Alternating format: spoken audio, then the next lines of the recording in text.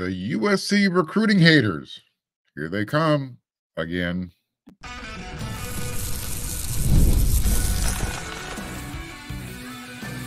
You are Locked On Trojans, your daily podcast on the USC Trojans. Part of the Locked On Podcast Network, your team every day. Fight on, everyone. I'm your host, Mark Hulkin, and thank you for making Locked On USC part of the Locked On Network, your first listen every day. Whether you're watching the show on YouTube, wherever you're downloading your podcast, this show is always free, and the show always appreciates your support. Today's episode is also brought to you by FanDuel. Make every moment more. As the playoffs wind down, the sports stop sporting like we want them to. But you know what? This summer, FanDuel is still hooking up all customers with a booster or a bonus, and they're doing it daily. That's right. There's something for everyone every day, all summer long. Visit FanDuel.com/locked on. I mentioned it briefly on the yesterday's episode of Locked On USC, but last week I got cooked on social media. And I was out there, I was flexing about Lincoln Riley, media darling, despite coming off a really poor 2024 season. I was out there, making sure everybody knew that, hey, even when USC is down, everybody still wants to talk to USC's head coach. This happens to be Lincoln Riley. And literally, after I'm doing that, one day later, Hilton Stubbs, he completed that trifecta. And I was wearing that golden sombrero because USC struck out with their three defensive guys that they had committed from that March unofficial weekend. Remember, you had Isaiah Gibson, you had Justice Terry, you had Hilton Stubbs. Those were the three highest rated guys on their defensive board. Well, all of them decided that they're going to reopen their recruitment. Gus Cordova, he's still on the bus. Nevertheless, yeah, that's what happened. So this is why I use the F word with recruiting so often around here, okay? It's fluid. But after that happened, USC lost those three guys. USC bounced right back. Happened on Sunday. They got a commitment from wide receiver Corey Sims, not Simmons. He picked USC over Penn State as well as the hometown school, Missouri. And depending on when you're watching this episode of Locked On USC, here comes some more good news. Riley Pettyjohn, the elite linebacker prospect from McKinney, Texas. That name might sound familiar. Home of Brian Jackson, running back, USC. He could be a Trojan by the week's end. Okay? I'm referring to Riley Pettyjohn, the linebacker. Position of need for USC. 6'3", 200 pounds. He told On Three's Hayes Fawcett that he plans to announce his commitment on July 6th. Okay, that's a Saturday, the end of the week. And he's going to choose between Texas, Texas A&M, Ohio State, and USC. Riley is considered the number 33 overall prospect and the number 2 linebacker in the entire 2025 cycle, according to the On Three network. And he's also the number 9. He's the 9th best player in the state of Texas overall. Really good football player. Every indication points that it's going to come down to either USC or Ohio State. Neither of the Texas schools. In fact, even some of the Texas insiders, they're kind of waving the cardinal and gold flag right now, saying, you know what? It's going to be USC. One Texas insider said this: just spoke with someone close to the recruitment, and it's likely we change our picks to USC. Still working to confirm, but it looks like it will be the Trojans for him. Okay. And there are also hints being dropped by his mom on social media. His mom said, you know what? He might want to be developed by USC linebacker coach Matt Entz. One of this show's everyday listeners, viewers, big power player on the X social media platform. You might have seen him tweeting. His name's Arrogant Nation. Anyways, he posted some Matt Entz facts, okay, USC's linebacker coach. Did you know that USC has the only linebacker coach in college football who has won 2 Division I national championships as a head coach And he also won 4 national championships as a defensive coordinator before becoming the head coach. Riley Pettyjohn's mom saw that. And she responded with, quote, Coach Entz, the closer, end quote. Okay, that can mean nothing, or that can mean everything. Usually when mom's happy, it's a good sign. Now, another good sign for USC that's working in their favor. You have freshman running back Brian Jackson, same high school, McKinney. He's already on the roster, so that doesn't hurt. Here's the scouting report on Riley Pettyjohn from On3. Charles Power and Cody Belair.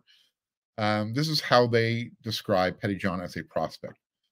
Smooth and twitchy at the linebacker position, who can run sideline to sideline with ease, but also can also play as a true inside thumper with a nose for the football. Extremely impressive overall athleticism in a camp setting. He ran an excellent 11.22 100 meters and jumped a 5'10" high jump during his sophomore track and field season. He's measuring in right now at 6'1", 200 pounds. That's what's going on during the summer camp visits.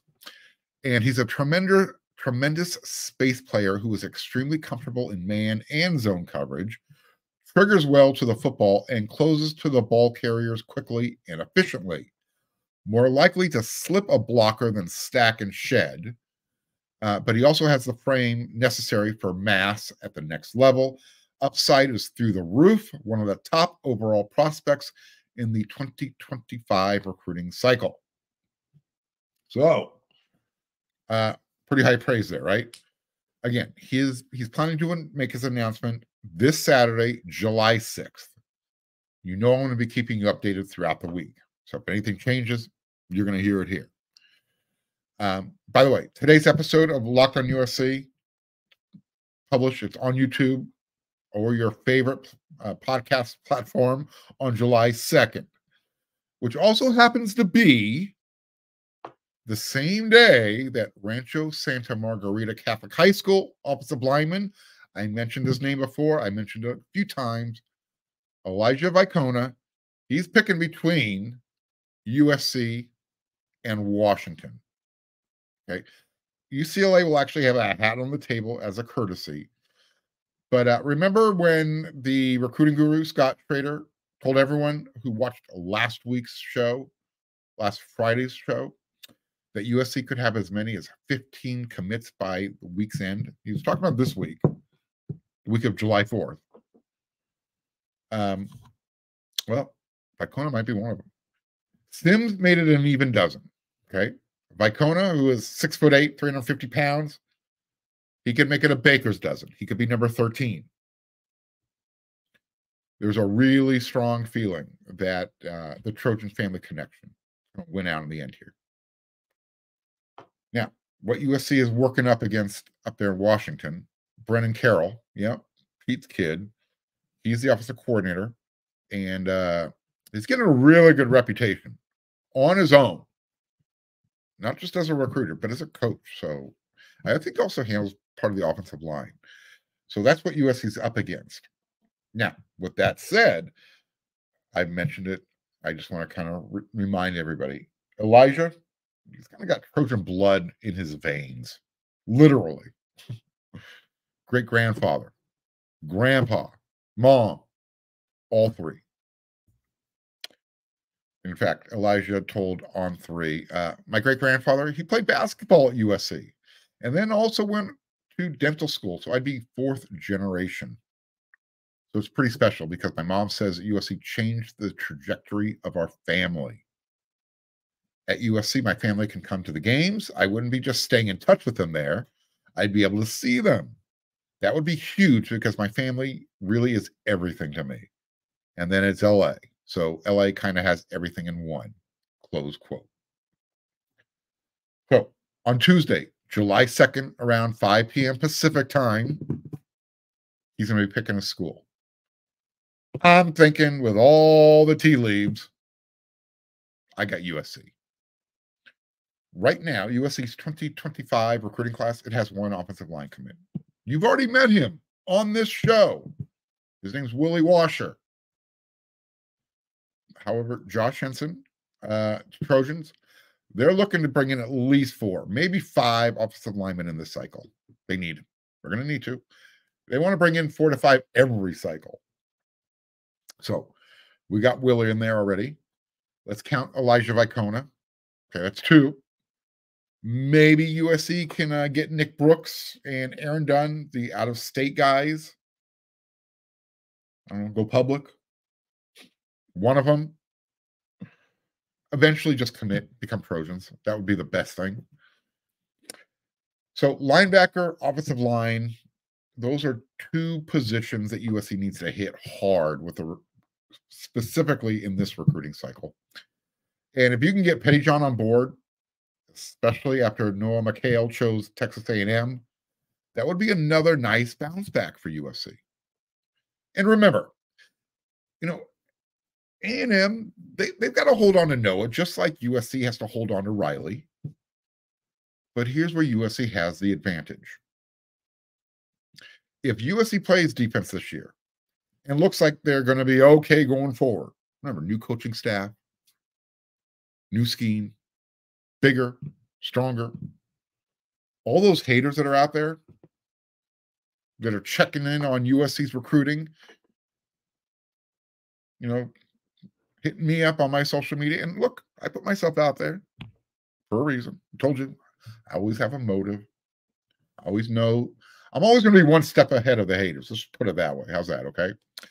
All those haters out there, when USC gets Riley Pettyjohn, you're going to see me coming back with some receipts. Maybe not after this specific commitment, but as USC's team plays defense this year, yeah. Stick around. Don't do a drive-by now during the summer and forget all about us when the season's going on, because I won't. So I appreciate you watching the show. Keep watching.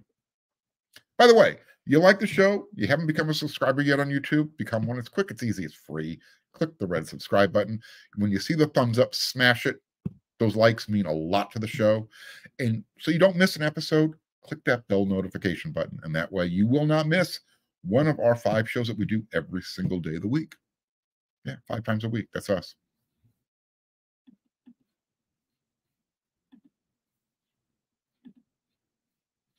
I love sports.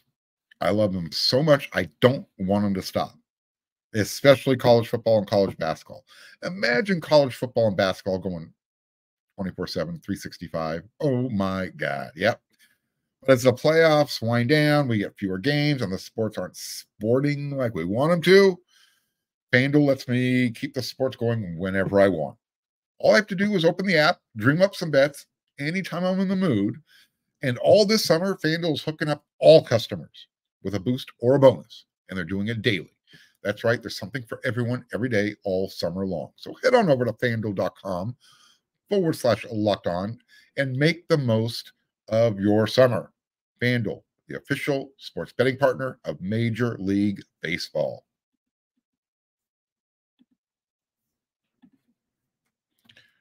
You're like me, you've got Fox Sports on or ESPN all day long. You're checking the updates, news, whatever is happening. But then all of a sudden, you got to hit that mute button because someone's screaming and yelling. Make the switch to Locked On Sports today. It's a free 24/7 sports streaming channel, and it's programmed for you every day to bring you the biggest stories without all the yelling. And Locked On Sports today brings you can't-miss analysis, opinions, and news. And it's streaming for you 24/7 on YouTube or the free Amazon Fire TV channels app, part of the Locked On Podcast Network, your team every day. We are getting closer to the start of fall camp as each day passes this summer. Mentioned it on yesterday's episode of Locked On USC. Look, as soon as July ends, fall camp begins. I actually sent a message to the sports information department wondering if any official date has been set yet for USC's fall camp. I got a message back. We haven't released that info yet publicly. I kind of anticipated that. I was kind of hoping I would get the news so I can say, sources tell me. Anyways, it's not that big of a deal. But just we can figure it out together. Last season, USC played a week 0 game, remember, San Jose State? And USC actually opened fall camp at the end of July. USC plays September 1st. So there are 31 days in August. I'm going to go out on a limb and say probably anywhere between August 1st and August 3rd. USC will be opening up fall camp. Quick footnote. Did you know that on August 24th, Florida State and Georgia Tech are going to be playing a real game in Ireland? Just wanted to get that out there. That's how close we are to college football. That means those two schools are just, their fall camp starts in a few weeks. Yeah, I'm kind of jealous. But that's not what we're going to talk about here. You know what we're going to talk about? We're going to talk about in this segment, who are your surprise starters at the start of the year, maybe by the end of the year. I'm talking about that now because, again, we're getting close to fall camp. So these are the type of things we're going to need to start talking about. So who would be some of your surprise starters? I'm not talking about next man up due to injury, not that type of stuff. No. I mean, who surprises the coaching staff to the point of that coach saying, you know what, that guy needs to be starting? I'm going to give you a couple guys on each side of the ball. On offense, I'm going to start with Walter Matthews. Okay. Tight end. I saw a picture of him recently. The whole tight end room was hanging out together, and Walter was standing right next to your starting tight end when he's healthy, Lake McRee, who isn't small by any stretch of the imagination, but Lake McRee is not 6'7", 245 pounds. Walter might be the biggest tight end on the roster right now. And because of his size and his arm length, I mean, obviously he's a mismatch in the open field, thrown down the seam, but he's also big and strong enough to be a powerful run blocker. You know, that long lost and forgotten art of the tight end position. So that's one guy, maybe not to start the year when USC opens up the season against LSU, but once he gets his college legs under him, yeah, definitely a mid-season choice for me. I mean, look, if you want to catch your coach's attention, be a vicious run blocker. And if you're doing that as a freshman, you're going to catch a lot of eyeballs looking at you. On offense, I'm not sure there's another position group to look at besides probably the running backs, right? The wide receiver group, we're dialed in there. You got the 4 sophomores. You also have Kyron Hudson and Miller Moss. Look, those two, they've known each other the longest. We'll see what happens there. Again, it would be a mild surprise. And then don't forget Kyle Ford. You know, unfortunately, he's got to start at the back of the line. You know, he tried to date, he was dating one of the McCoys over there on the other side of the tracks. Crosstown feud between the Hatfield and McCoys. USC being the Hatfields. So I guess the same thing really with the offensive line. Everything is pretty much established there. There wouldn't really be a surprise starter unless it's at right tackle. And that's not really a surprise since we're all just waiting for Mason Murphy to shut up the critics. Just be consistent, on a weekly basis. And, it would be a surprise if Mason isn't starting. Well, maybe it wouldn't be a surprise, right? We'll find out. That's the only position on the offensive line. Where I'm looking at, though, is a surprise starter. Going to be at running back. And it would probably be Brian Jackson, the freshman, right? The running back room is so talented. So young. Once you get past Woody Marks, it's second-year players and Brian Jackson, first-year player. So Quentin Joyner and Marion Peterson, those are your second-year guys.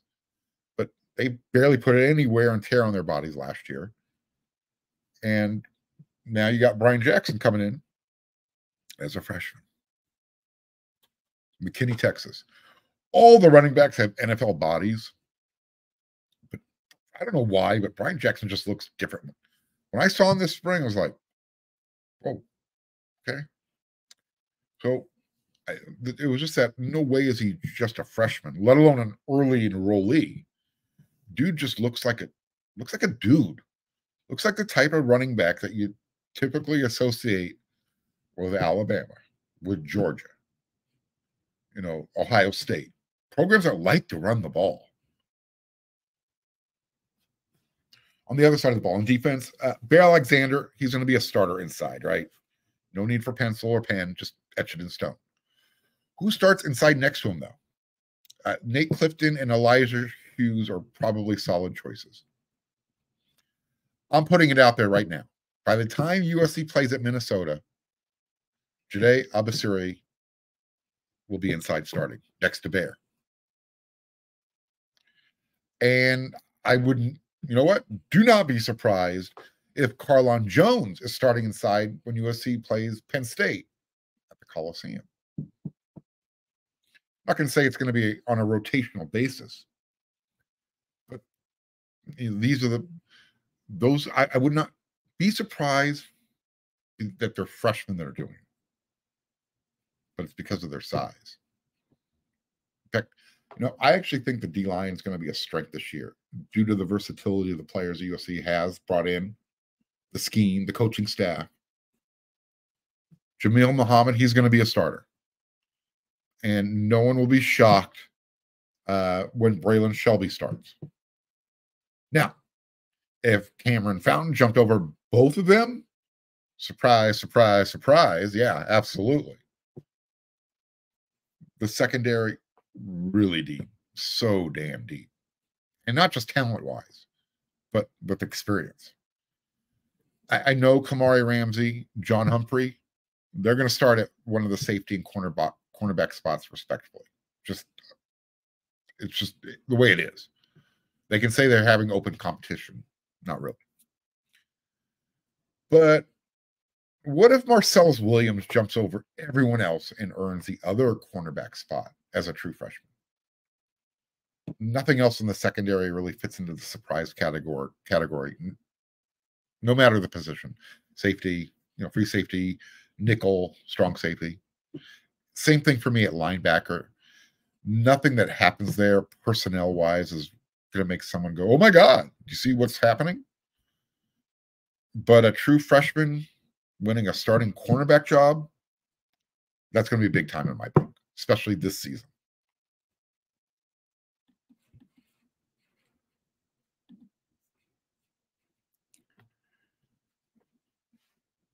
Hey, all right.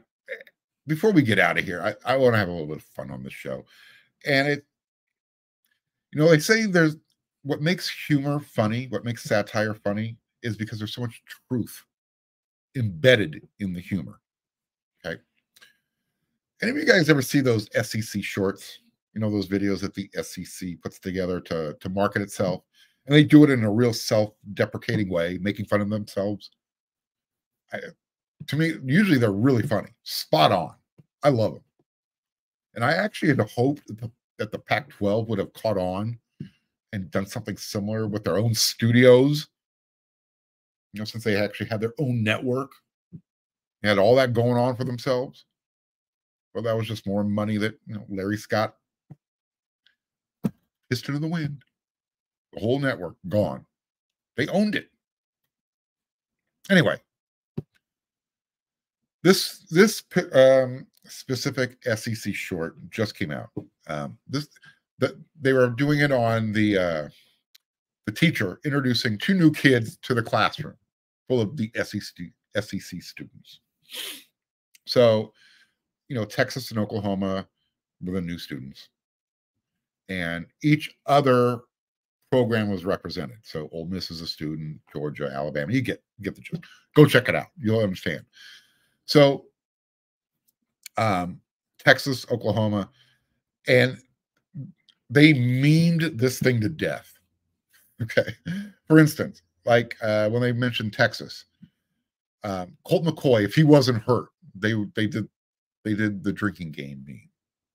Apparently, Texas likes to bring up the fact that if Colt McCoy wasn't hurt, they would have won that game. They did the whole thing, Oklahoma wins softball championships. That's about all they win. So there were some really funny jabs that were going on. Kentucky threw a haymaker at Oklahoma. You guys still upset at Lincoln Riley and Caleb Williams bailing to USC? And then all of a sudden, around the 3-minute, 3:15 mark, it got real. It got real fast. And this is where it was funny, but there was so much truth. It was like, a little melancholy. Arkansas was already fed up with their, the couple of the new Southwest Conference cousins. Remember Arkansas, Texas, Oklahoma? They used to play each other all the time. Texas A&M, they wanted nothing to do with these guys. They were the angry kid in the class. Arkansas says, you know what?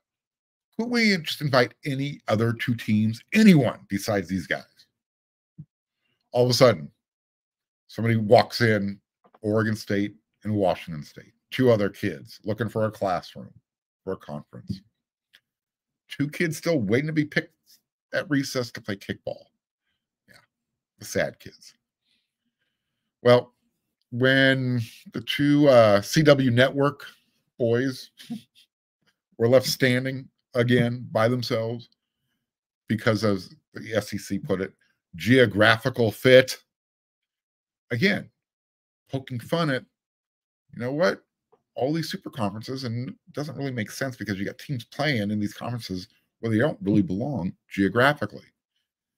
All of a sudden, again, Oregon State, Washington State, they walk out of the room because they didn't want, no one in the SEC wanted to play with them. Texas and Oklahoma are kind of like, oh, wow, that could have been us. The Pac-16, Larry Scott almost got us. And then that's kind of when reality hits them all, everyone in the classroom.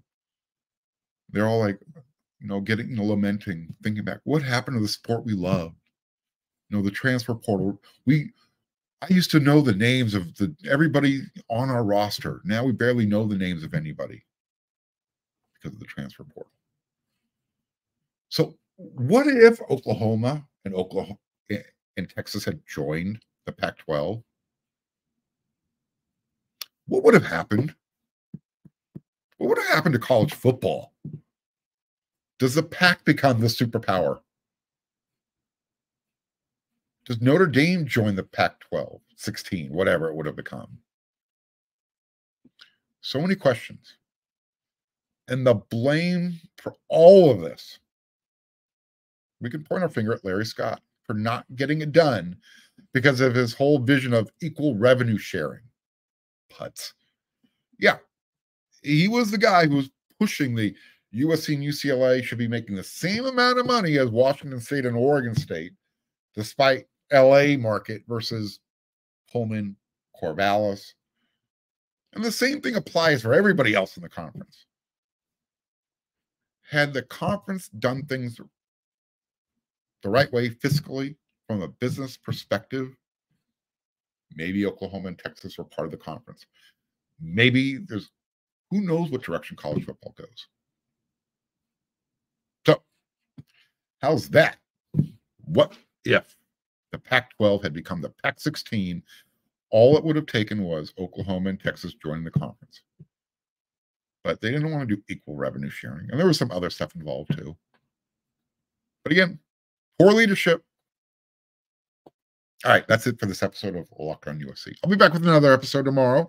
We're going to be talking about the Elijah Vicona commitment, anything else that's coming up with recruiting, plus some more news and notes about the team.